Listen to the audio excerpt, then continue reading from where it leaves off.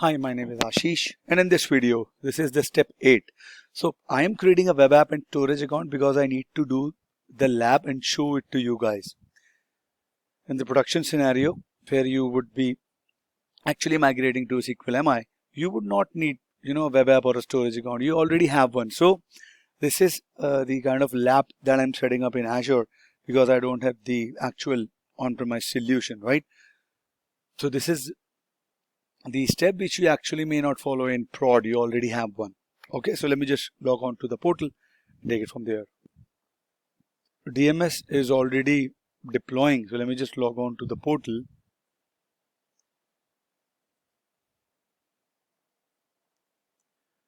I'm going to create a resource. I'm going to find Azure Web App.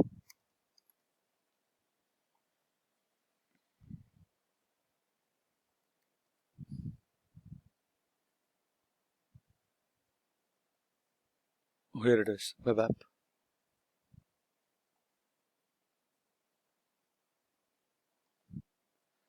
Place it in the same resource group. Give it a name.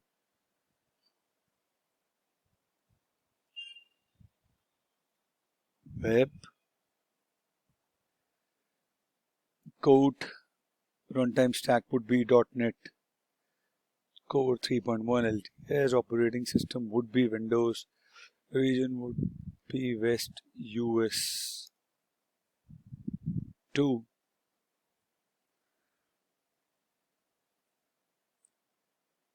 And I'm accepting the default values for creating the app service plan.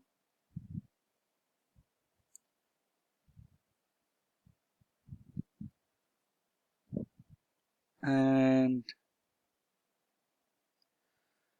monitoring, I'm going also with basic.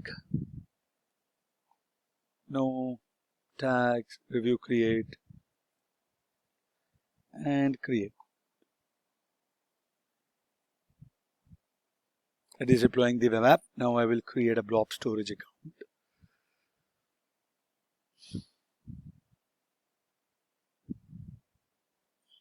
Okay, it is doing it. Create a resource.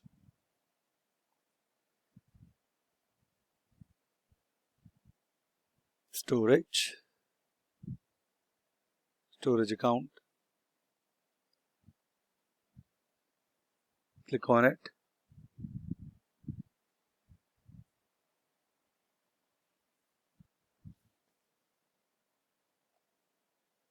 Pay as you go.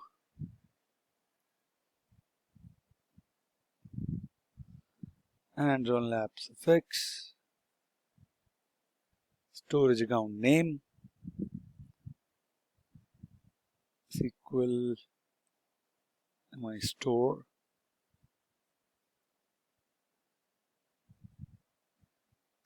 Sir.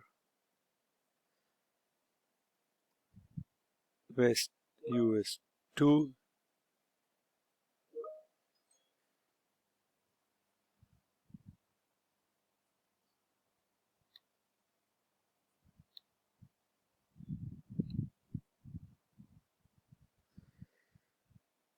Standard, I'm going with LRS. Advanced.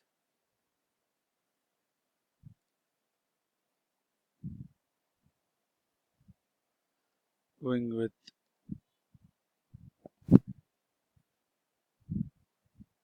I don't want soft delete. No. Nothing. Go with the default. Create. Okay. So my web app and storage account are done. In the next video, I will connect to the jump box and configure a few things on the jump box, and then we'll proceed further.